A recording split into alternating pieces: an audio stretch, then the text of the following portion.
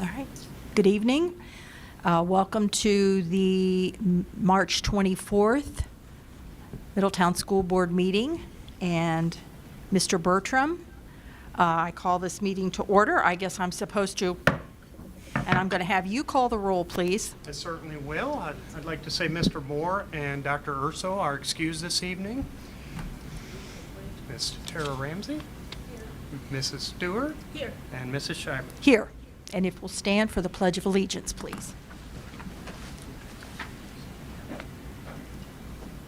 I Pledge allegiance to the flag of the United States of America and to the republic for which it stands, one nation, under God, indivisible, with liberty and justice for all.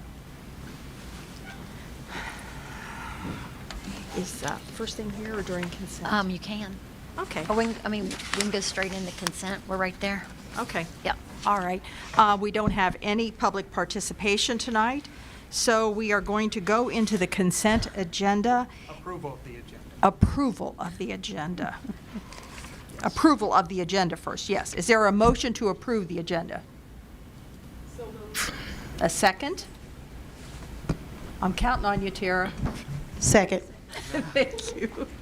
You had to swap Okay. mics. Okay. Mr. Bertram? Mrs. Ramsey Hunter. Yes. Mrs. Stewart. Yes. And Mrs. Schreiber. Yes. All right. No public participation, so we will go to the consent agenda. I'll wait for Mrs. Ramsey Hunter. Okay. Is there a motion for the consent agenda? So move. Second. We got it. That's right. You're it, girls. 1, 2. Okay. All right. Mrs. Sure, Hauser, yes. can I take over? I would love to. So part of our consent agenda this evening, we have a contract with Cincinnati State Community College. That's our annual MOU with Cincinnati State for our students to attend CCP. Also this evening, we are welcoming home one of our own, Michelle Peterson. You're going to see Miss Peterson's name on the personnel agenda this evening. Ms. Peterson's returning to Middletown City Schools as our programs coordinator. And when I say she's returning, Ms. Peterson was with us as the Creekview principal back in 18 to 2021. And since then, she's been serving other districts as elementary principal. She's coming to us from Princeton City Schools, and Ms. Peterson, like I said, is going to serve as our programs coordinator. Yeah, and you know what she told me that I didn't know from the last time? She taught at Mayfield. I did not know that. Yeah. I did not know that. And here's another thing about Ms. Peterson, not sure if you knew, but before she was an elementary principal, she served as a college and career readiness coordinator. So if you think about what the program coordinator does, it's all of that Passport to Tomorrow work. So she was just the perfect person for this position. She knows Middletown. She's a Middie through and through. She was one of our principals, and now she's returning home. You know, we always say once a Middie, always a Middie. So we want to say welcome back, Ms. Peterson. We are so thrilled to have you. Perfect fit for this position. She'll be joining us with the 25-26 school year. Not only will she work with our businesses in the Passport to Tomorrow, but she'll also help us out with Gifted in our EL programs and all duties as assigned, right? Right. Right, with that on the job description. Right. So welcome home. Well, thank you very much for the opportunity, and I'm excited to be back home in Middletown and have this opportunity to serve. So thank you. I'd just like to say we're excited to have you too. And in full disclosure, my wife works at Princeton. I got a call from her last week, and she said, "Randy, are you stealing one of our employees?" You say, yes, we I are. said she was our employee first, and I had nothing to do with her hiring. She did it on her own. So, Well, thank you. welcome. We're so happy to Thank have you. Welcome home. Excited. Thanks for joining us this evening. Yes, thank you. And you can feel free to stay or go for whatever you want. These right. it's going to be a brief meeting tonight, I think. Okay? Let's see. Mr. Bertram, the financial report. Is there anything you want to point out from the financial report? Well, I can tell you just a little bit about the financial report. Right now, we're a little under our 5-year forecast budgets. It's looking good. Of course, we have a few more months to go in the year. And other than that, there's nothing new on the reporting this month. Okay, all right. Any questions there, ladies? Do we always have such a lengthy number of accounts payables every month? Is it always that large? Yes. Okay, Yeah, we're spending over $100 million a year, so we're going to expect a lot of, so that's typical. yes. Okay. I have a question, and I asked this at agenda setting last week. The Cincinnati State course offerings, did they approach Middletown, or did Middletown approach them as far as CCP opportunities? So we've been working with Cincinnati State for really since CCP came into origination. So just part of the whole CC program and CCP program in the state of Ohio, you work with area universities and colleges. Okay. So we have currently 26 students that attend Cincinnati State. Okay, Yes, for CCP. all right. Is this our first contract with them? It's not, is it? No, Oh, okay, no, yeah. we've had students, so pretty soon you're going to see Miami's contract, you're going to see Okay. Sinclair's contract. It's an annual contract, and the MOUs lay out, how we operate and what the guidelines are And I for will, the partnership. I will say Cincinnati State charges the least least amount. allowable by law, so we're Yeah. very thankful for that. So very low credit rate. And they're on Credit rate. they're on site at the They MUM are. campus right now? Okay, They moved from downtown on the Right. corner, right Right. next to Mid-State, over to MUM. okay. And we don't know what courses they will be offering yet, or do we? It's part of the contract. I think it's the last page of the contract. Okay. The courses that our Okay, students can okay, take. Okay, thank you very much. Will they provide on-site and virtual? CC on-site across the street, yes, and virtual, And yes, virtual. yes. But they will, Cincinnati State is not on our campus. Great. Yeah. All right, we ready to go on to the personnel agenda? Any Vote on comments it. on, Oh, any questions or comments on that, that we have? Mrs. Hauser, just ordered? No, okay, all really right, just that Cincinnati State contract. Okay. And the athletic agenda, that's on the consent agenda also? Right, so that's our spring coaches. You're going to see the spring coaches being approved this evening. And we have the second athletic agenda also, the B. Yes, we do, yeah. Concord Construction Group, there was a prime contract change order, and are there questions on that one? Can you talk? Eric's There going to you come go. out. Eric's Okay. here. All right. Mrs. Schreiber, while he's coming up, let's vote on the consent, please. Oh, okay, I'm sorry, is that, I thought that was part of the consent. No. No? I'm sorry, I whizzed off. It was, I moved it down. Okay. Maybe you've got your old. Okay, okay. version. My All right. apologies. So we will vote on the consent agenda now. So move. All right.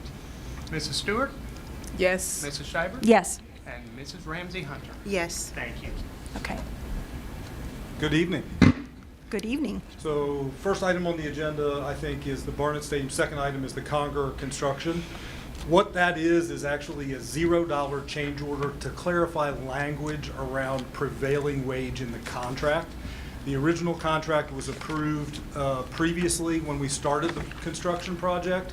When it went to audit, the auditors wanted it to have a little bit more language around the prevailing wage piece.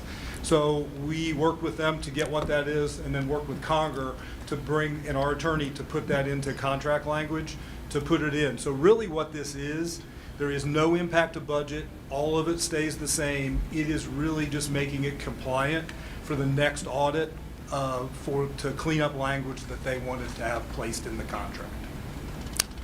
Change order to clean up language and not a $9 million change order. No, the original contract was $9 million. No, that's why I was like, what the heck? No, absolutely. We are completely on budget. Things are going well. Construction's going well. Hopefully, I know. I send the pictures, yeah. Deb's sending you multiple pictures as the project goes. It's still a muddy mess out there right now, just because of the the rain we're having and everything else. But it is going very well. So buildings coming out of the ground. So all of that is fantastic. Could not have anything better to say about the crew that is out there and the team that they've assembled. I'm excited, the bus garage is excited, everybody out there. You know, it's been a bit of a transition. It's been a bit of an inconvenience for people that work there.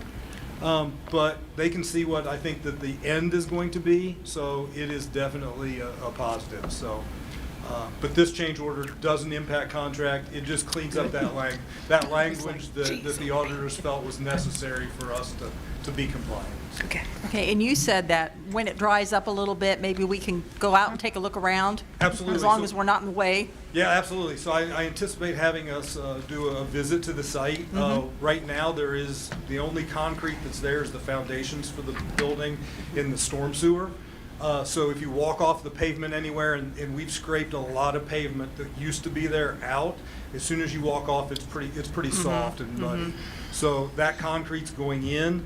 Once we get some concrete slabs and something for us to walk on, at that point, I think it'd be a great idea to take you out, show you what's happening, walk through it, and get a good feel for what's going on with that. We're looking for big changes out there. It's exceeding my expectations at this point, so I can't wait till it's finished. Good, thank you. Absolutely. Any questions? Ladies? No? Okay. So my second one is on the Barnett Stadium turf renewal. At this point, we are requesting a contract with the Moats Group to put in new turf at Barnett Stadium. It was originally installed in 2011. It had a 10-year warranty at that point in time.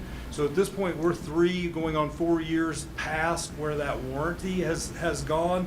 And the expected life is about the time of the warranty. So we continue to piecemeal things together. At this point, it's really reached the end of its life. I know when we were out at graduation, if you guys remember, field's a little bit bumpy. Some of that needs to be corrected at this point. So this contract not only includes the replacement of the turf, it includes replacing the gravel underneath as far as doing what needs to happen to make sure that the base of that turf is where it needs to be. Improve some of the drainage in other areas that are there that have just happened over time because of the use of the field. Nothing out of the ordinary. The other part that it does include in it is this contract is actually a pad as well. So there's a pad that goes underneath that the first turf when it was put in did not have. This one will. The benefit of doing that, number one, is it keeps it from getting as much undulation, much parts of it coming in and out. The other part of it is it extends the life 3, 4, maybe longer. We got 4 additional years out of this at this point. So that right there, I think will help us to go well past that on the next piece. One of the things I do want to, kind of the last comment I have, and then open it up for any questions you have, is that the turf design, the colors and everything that were put in there, which was also included in the packet, that was vetted through the athletic department and through the boosters group. In order to go, we put 3 or 4 designs out there and had them look at which one they felt would be the one that would be the most appropriate for putting in new turf. And that's the winner that was in there as far as the design that goes through to do that. So I just want to let you know that it has been vetted. It's not, people have had the opportunity to look at what the athletic department felt would be the best for the design to go on the turf. And it's really going to upgrade that part of the stadium. Super excited about doing that. Timeline for this is right after graduation. So essentially the day after graduation goes, staging and all that will be taken out, and it'll be about a month to 6 week process. Athletic department's fully aware of what's going on to do that, so they'll have to make some adjustments to what they do for their schedule. But all in all, they're aware of what needs to happen and how long that process is going to take. So we're ready, we're prepared. Tonight's the approval of the contract. Once we get approval, we'll start getting that manufactured and moving on. So, Okay. Questions? any questions? Yep. Randy or Eric, can you talk a little bit about how that is going to be paid for, the different funds that will be used? Is this part of our capital improvements program in terms of we knew this was coming down the line, like we know, should we do this, 10 or 15 years, we're going to look at having to replace it again, so it doesn't, this is a pretty big ticket item to not have been prepared for? It- Maybe it Very has big came ticket up item. before. Yes, to that. And it is in our master's plan, facilities plan.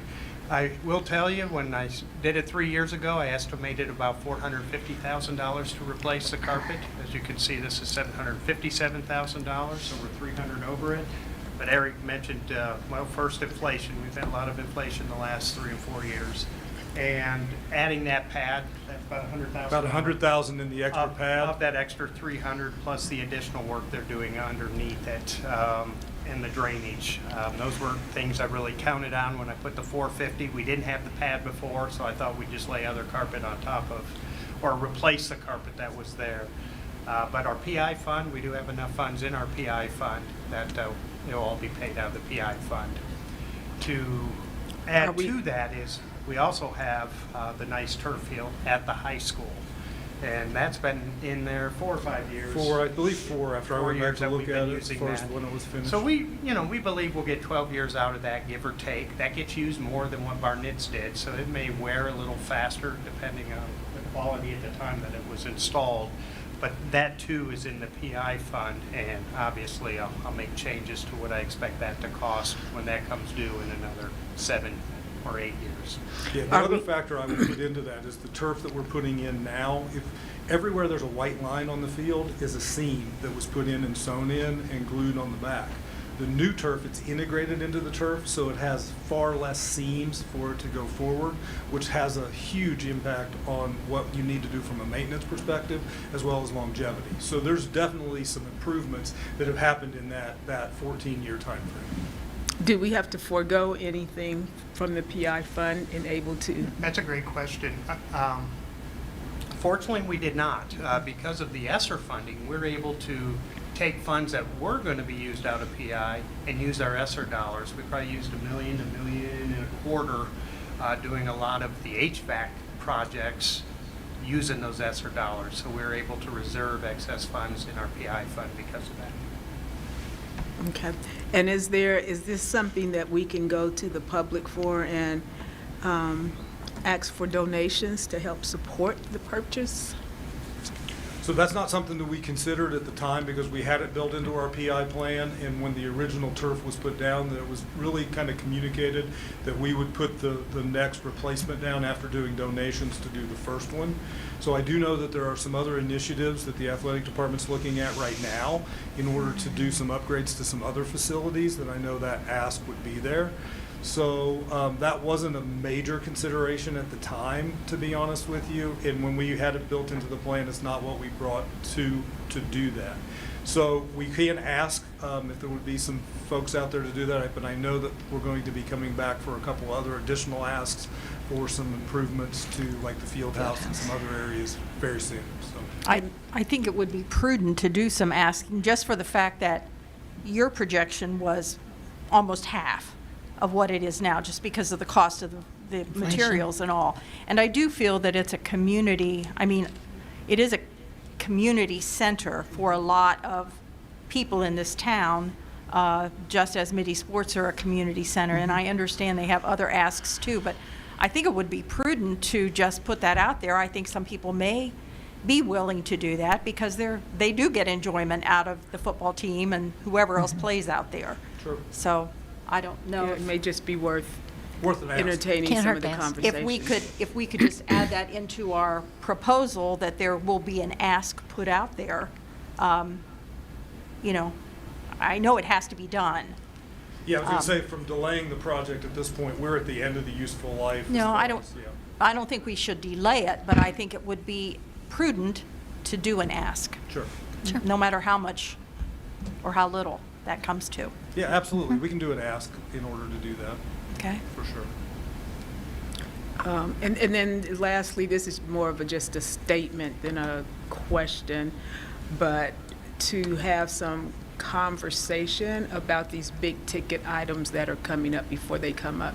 Because I know there probably has been some conversation, some planning and expectation, but when that's not generally known by everyone, it still seems like, Good point. Yes. wow, that's a big, that's a big, Yeah. yeah. Big thing And then that- that kind of Yeah. you know. Yeah, from our perspective, we had it built into the plan, so that was just kind of, we Right, should like- have probably highlighted that a little bit better. You know, So, just point well taken. Mentioned on a that. year ago, just be mindful that, you know, we're looking out, and this will probably be something that has to be replaced come around year 2024, 25, 26, depending on where. Right. So people just generally know it's coming, and us. Yeah, then the next one will be the one at the high school, as Randy said, so we'll keep that one on the radar. Just going keep it, yeah, forward. out Yep. there. Great point, thank you. Anything else? No? Okay. Thank you for the time, I appreciate it. Thank you. Have a great day. I think if we can, we have athletic agenda B. Oh, yeah. Approve Yeah. that, and move down to the two items Mr. Satsi just spoke of. Okay, athletic agenda B, that's a separate, because, is that put, Yeah, because of that's, Chris? yes. Okay, all That's right, so Stephen that's Urso. that's our one person that Chris can't vote for, so that's why Correct. it's separate. That's Stephen. Okay, so we will vote for that, if you'll call, or do I have to motion? Motion and a Motion, second. okay, I need a motion and a second, ladies. A motion. Second.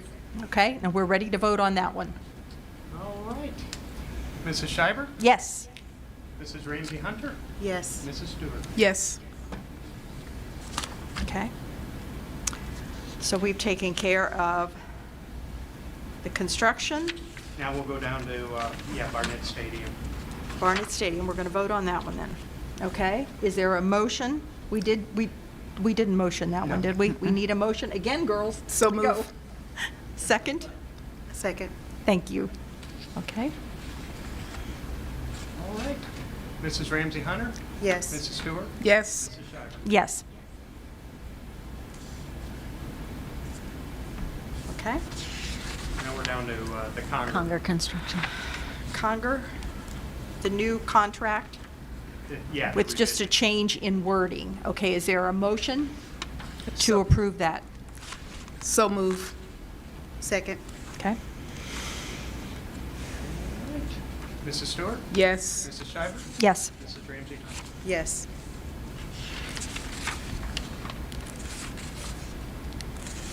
That takes us to our committee reports, right? Okay. Yep. So we had our DLT, and two of you ladies attended the DLT. It's our third quarter district leadership team, so take it away. You want to share what we talked about at DLT and some of your thoughts and takeaways? Well, Carrie always does a wonderful, wonderful job, as does Susanna and you, Debbie, and the teachers are always super impressive. The Momentum Awards, I know you've Three of probably them. talked about them, but yeah, three of them, Creekview, Amanda? Amanda, and was it Wildwood? Wildwood. Congratulations to those schools. And the other schools were equally excited and working towards hopefully getting those Momentum Awards as well. And a lot of conversation about chronic absenteeism. After the first of the year, it seems like flus and COVID and colds, and if you name it, they had it. And it really impacted our attendance this year. But even with that, we're doing so much better. So it looks like we're on the rise, and it's trending the way it should. So, yeah, kudos. The teachers all talked about, and the principals about what they're continuing to do for attendance. It's got a little different face in every school. But they all agreed, I think, that the donuts are the big prize. So donut makers of Middletown, you're in business, I guess. I have a question about that, just because of a comment that came up in the little group that I was sitting in. And I know we have a busing group that is contracted. So how are those people included in the attendance push? How were they? Our bus drivers? Yeah. So I know that our individual schools have conversations with the bus drivers. You know, just those morning conversations when the bus drivers drop the students off. You know, our bus drivers, they're the first people that our students see in the morning when they get on the bus. So they really have some insight into our students. And maybe why they're not coming to school or the barriers that they may face. So I do know that they're part of conversations. And it looks a little bit different in each building and how they interact with the bus drivers. Also, you have to think, we're going to have Mayfield next year. I mean, Mayfield right now has a handful of buses where other schools have many, many buses. So it really just looks a little bit different in each school, but I do know that the bus drivers participate in those discussions. And how about as far as the conversations with parents? I know, between whoever's in charge of that bus situation and parents. How is that, is there good rapport with parents and And the bus drivers? not the bus drivers, Okay. the people you call. You don't call the bus Oh, drivers. with the bus garage. The bus garage. At the bus garage. Yes. How is that, how do we get a gauge on that? Well, I could say that this is perception data, that since we've rolled out the app for our parents have firsthand information on where their students are on the bus. What bus they ride, if the bus is going to be late, if the bus came, the bus didn't come. So our parents are much more informed now that we have the app. Okay. But as far as calling the bus garage, it's perception data and what we hear. We could possibly do a survey with our bus garage, but the information I'm getting in my seat is that we're doing 100% better once that app's rolled out. Okay. It really boils down to parents want to know, did the bus come? Did the bus not come?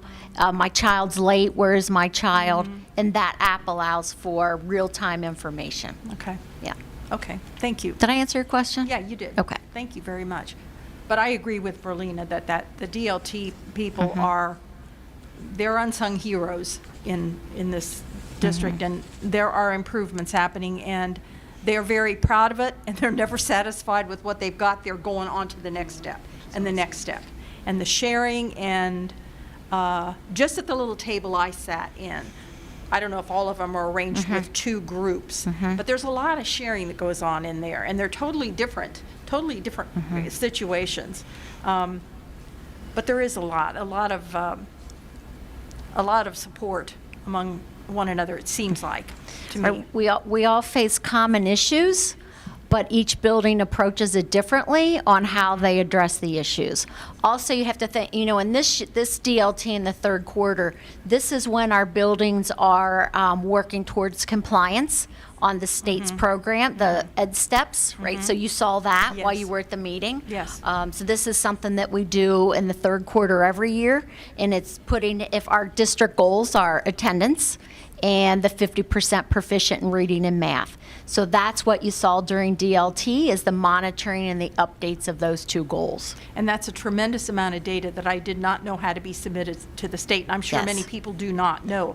Now, that's all what has to be provided to the state. So, in a timely fashion. right. Yes. Right. But there are improvements. The needle's moving, and these three buildings especially should be commended. Amanda, for the second year. Second year in a row. Second year, I think that's amazing. That's amazing stuff. We're complimenting the DLT meeting and all the work that's going on there. It's just a powerful group. And you're right, the needle is moving. Yes, it is. And that's what's truly exciting, that you can see. And, we all know momentum, right? It takes time to get momentum going. But once it starts moving, then the ball really starts to roll. And you see that pocket of momentum throughout the district. And from two people who sit there and see what it takes to move that needle, there's a lot of work going into that, an awful lot. So it's not just happening by chance. Right, no, that's right. It's very, there's an intentional effort going on here, so, Yep. okay? And then our city schools meeting was canceled this month. So I think with the transition at the city with leadership, it's going to take a little bit of time for things to settle there. And once we get to that point, we'll pick back up the city and schools meeting. Once a month. Would like to remind the board, April 1st is the city council meeting where they're going to be discussed. It's the last step in the planning commission decision. You know, will city council remain with the current language where the school board has a seat on the planning commission, or will they look at other alternatives? So that's coming up on April 1st at 5:30. Love to have you join us. Okay. Love to be there. All right, I guess that's, no other committees met? Nope. Do we have, it's time for our board reports. Board Does reports. anyone have anything to report on that they would like to comment? No.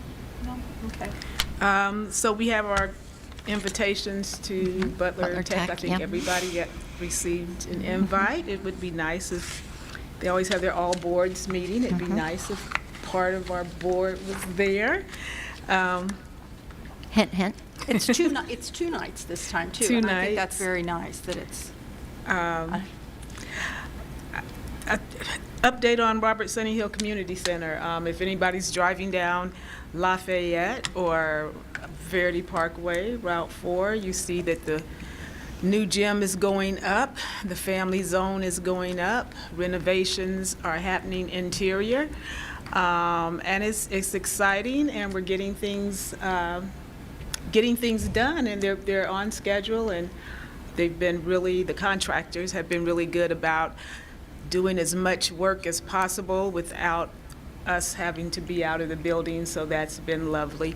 I am super excited for Middletown because this is going to be a building that will be, that can be used as a auxiliary services for the district and for learning in general. So I hope that the building is fully taken advantage of and that we're able to serve our kids in a bigger and better way, and that the collaborations are just golden, that they start happening. So just ask the community, the district, to be mindful of this is a community asset down here. Let's make sure it looks like what we want it to look like, and that we really take advantage of it. That's my greatest hope, is that we really take advantage of it to serve our kids, especially with all this happening with this attack against the public school system, because it's going to hurt our kids ultimately, and we need to protect our kids and make sure they have everything that they deserve. With that, I was wondering, Debbie or Randy, if you can update us in any way, and I apologize because I had all of these very cool notes that I didn't bring with me. There are so many bills out there, right? House, Senate, there's so much going on. Fair funding, funding in general, public schools, movement. There's even a bill out there for school board members that they're suggesting that if you run for school board now, that you be on the primary, so that, I mean, it's an additional You aligned yourself with a political party. party, too. and be on the like May agenda. So there's just a lot of stuff going on, and I know that nothing has just passed yet, but if you could, either of you could just kind of update us a little bit, because I want to keep the board and the public informed on what's happening, and most of us aren't sitting up looking at all of those legislative moves that's being made at the state and federal level. Any comments? Why don't Funding? you go first, then I'll come back. Okay, so yes, there are many, many things going on. You know, House Bill 96. House Bill 96 is the House bill that that refers to the biennial budget, right? But that's not the only thing in House Bill 96. House Bill 96 has a list of different compliance pieces in the bill. From, you know, currently the cell phone policy this year under DeWine was, it was either no cell phones at all in the school, or there was a moderate sort of a transition plan that you could choose from, where students could have their cell phone at lunch. Okay, and House Bill 96 says no cell phones at all. So that's one thing. Also in House Bill 96, it talks about the teachers. Teachers would hold positions that they were best fitted for. So right now in our contract, MTA contract, seniority plays a role in the teachers that, language in the contract for seniority. House Bill 96 somewhat takes away that language in the contracts. It says the right person for the job. So that's Okay, in House Bill 96. So also, gosh, what else is in House Bill 96? My point is that it's not just the biennial budget, which Randy's been sharing. Well, you heard that at DLT, At DLT, right. in parent newsletters, and so that just went out this Monday morning, right? More information. What else is, so then we have all the DEI going on, where we have to really take a close look at the offerings that we have within the district, because, the whole thought of losing federal funds because of DEI initiatives being in the district. So you're right, Ms. Stewart, there's a little bit of everything going on. It is not business as usual. For so long, we were living by the same set of rules, and things are changing. Yeah. Okay. And I there's think so many more things. We have to be vigilant too, because if you look at any of the bills, the proposals, it takes a long time to read Yeah. through this stuff. But wedged in between, where you don't think you're going to see anything, are things that have to do with education. Yeah. And They're embedded. and it frightens me to see how easily, I'm not so sure that the field of education is as in dire need of the kind of reforms and cuts that are happening right now. On my way over, I heard about Columbia University and some of the things that are being threatened for Columbia University. And I think it trickles down to us. It trickles down to our education too. Funds are going to be withheld if you don't do this and this and this and this and this. I think more voices need to be heard in the state of Ohio and in the country about what education is doing. When I walked out of the DLT meeting, I thought, there are people that need to come here and sit and watch what's happening.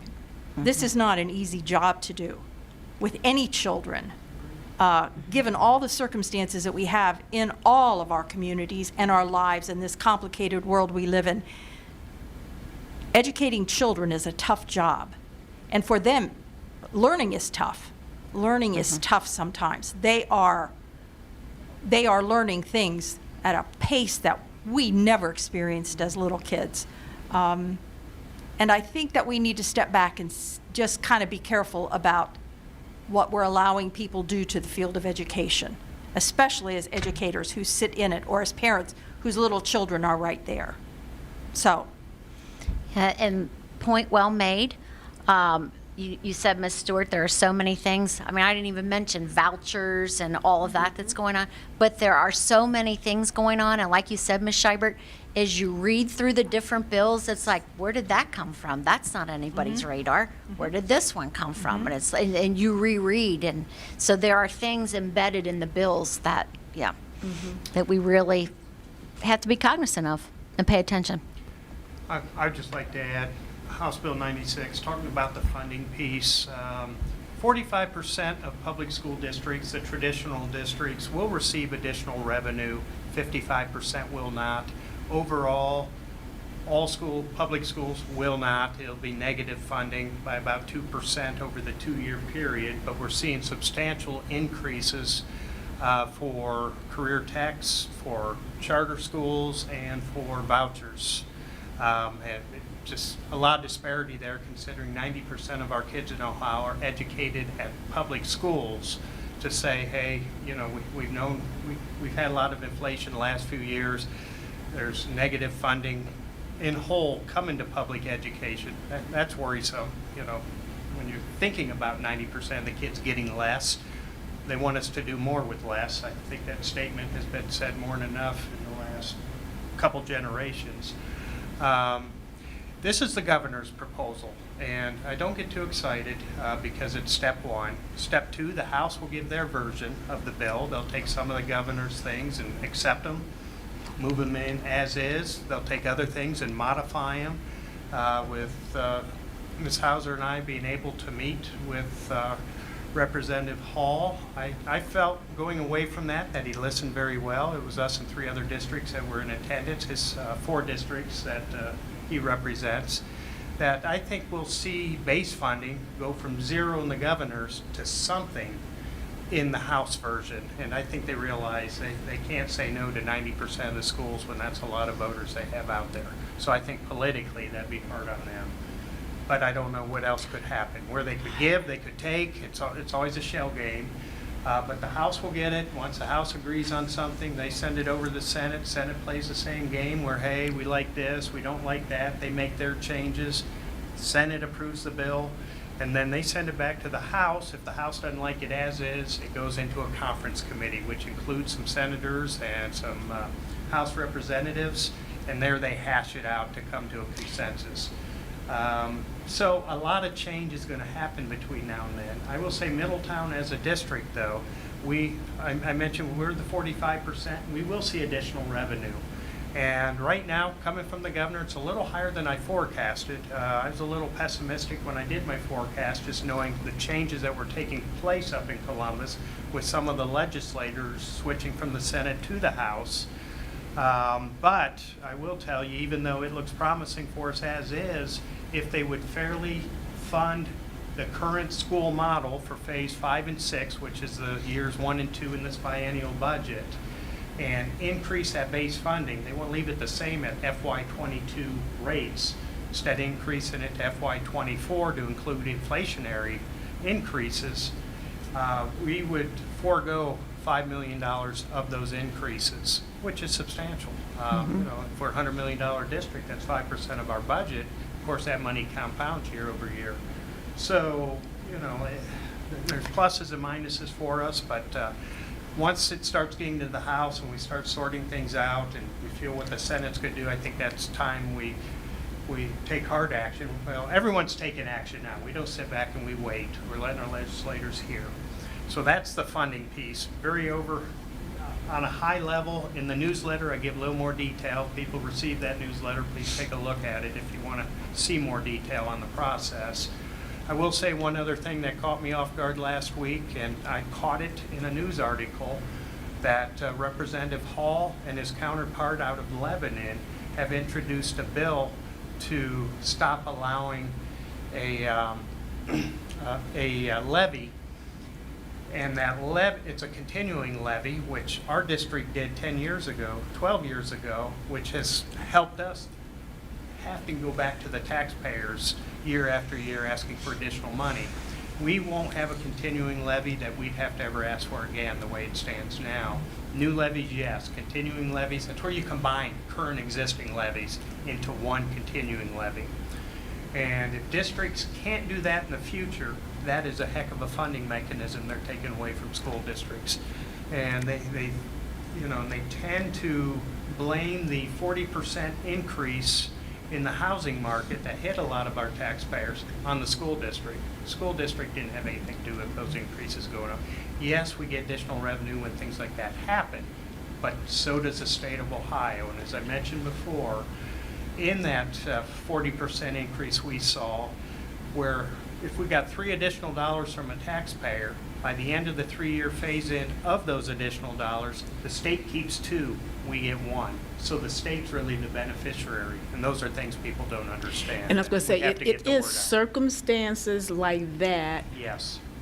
that I want to continue to foster this conversation, because if you ask the average citizen in Middletown, anything about what you just said, Yep. They don't 70% know. go to that. well, we don't get it. We don't understand it. We're not watching it. And we shouldn't have to, because it's very technical. But that is something one of our representatives is sponsoring. And the better educated your board is on those things and the community is, the better conversations we can have with our representatives and hold them accountable, because you and Debbie understand the impact of what's going on, the long-term impact of what's going on. And I am really looking to you two for guidance for this board and the community. Let's start keeping the message out there in layman terms. This is what is happening to this community, and this is the long-term impact. And we are okay right now, but long-term, we may not be okay. And we have a lot of people looking at us like the district is flush and has plenty of money, and we're already sort of getting that kind of feedback from the community, and we have to be responsible for what's going to happen 5 years from now. And so I just want to keep talking about it, because Sure. there's But some I- really serious stuff going on Yes, right now and- that could hurt. And I think that sometimes I don't feel like I'm heard. I don't feel like my voice is heard in the state of Ohio. I do not at all right now. And I'm sure that's how many people feel right now. I do not feel that my views of education are heard in the state of Ohio and in the country right now. And I think we have to become a force. Yeah. by And so I'm telling information. people, listen to, I know we don't have a lot of viewership, I know we don't have a lot of people listening to this, but I'm pointing them back. Listen to the school board meetings and read those newsletters, because those two things are going to be the best tools that they have right now to get the real of what's going on. And we have to say it as flat and as plain as we can. Possible, Not yeah. invoke fear, but just, we need your kids at school, because you know what? They're looking at us very closely, and if our attendance doesn't improve and our scores don't improve, things are going to look ugly. And you can help us with that. So we just need to keep talking about it. Thanks, Nita. I'm rambling. Thank you Well, the awareness is important. Yeah. very much. Well, what do they say? It takes 15 times to hear something before you think, maybe I better listen? I just That's feel what like- research says. Yep, that's I what feel we like just there's a gonna keep saying mindset it. that you can't stop trying. You Right. cannot stop trying. You can't give it up. Yeah. And So I- also, too, something to keep in mind, a lot of times our legislators really don't get the full depth of what's going on. So when you do sit down with them, I mean, they're coming from the same perspective, so it falls on us to educate them. Right. I mean, when we had our meeting, Thomas Hall invited an expert from the funding at the state level who did understand what was going on. But all those technicalities, and it's not just the average citizen. I mean, it's just people on a whole, because it's very technical. But I would think these people who have the vote, who have the right to go to the State House and vote, there is a wealth of information, and we saw it sitting at a panel in Columbus. I don't know that they're listening to the information that experts can give them. I mean, maybe Mr. Yeah. Hall did that time, but the little that I watch on public television of the Ohio Channel is not encouraging to me as my feelings of being represented in the state government. So, But you're right, And things our are moving and teachers are working too shaking. darn hard. Yeah, that's right. Our teachers are Exactly. working too hard not to have Every the support day. they need, and not to be able to move the needle because of the crap they're doing at the state level, and our representatives are very often supporting it. And then we're out having DLT meetings, trying our best to change things. Okay, I'm done. we are finished. We are finished. We are finished. We're ready to go. I guess that wraps it up. Do we have anything else we have to do here? Do you have any comments? My only comment is I hope the kids, regardless of the weather, can have some fun this week and take a breather and come back ready for school next Monday. I was going to say that. And then also, since we have Mr. Satzing here tonight, I would surely like to give him a shout out. I don't know if you ladies are aware with everything going on well, I know you are aware because there's lots going on this summer. So just want to give Eric a shout out because he's overseeing the transportation, our new bus garage. And not only is it the bus garage, but it's the new transportation routes for all of our students with redistricting. He's overseeing the Highview teachers that are moving to other buildings. He's overseeing the teachers. So in almost every one of our elementary building, well, no, in every elementary building, most of our teachers are moving classrooms because we have sixth grade moving in. So that's Eric's department, taking care of those moves. Also, Not under... very busy at all, are you? I'm not even, yeah, and then we have Central's moving to Highview. So we have that move. We have ELC moving to Central, and now we have a turf project at Barnett Stadium. And all those materials that are going to be moved around, too. Everything that gets moved around, right. yeah. So shout out to Eric and his team, and everyone that's a part of, all of the movement over the summer. So Maybe they'll get a box of donuts. they'll get a box of, no, Eric will get a pizza. A pizza. A pizza, Only if he has perfect attendance. yeah. And you'll get a vacation at Thanksgiving, Yeah, so. so anyway, big shout out, yeah. Lots of projects going on for the business manager this summer. Yeah. Yeah. Thank you. All right, and that concludes our meeting. Just need a motion in a second for adjournment. Okay, ladies. So move. Second. All in favor of adjournment, say aye. Aye. None of you can oppose, y'all No. said aye. Yeah. Good job. Very good.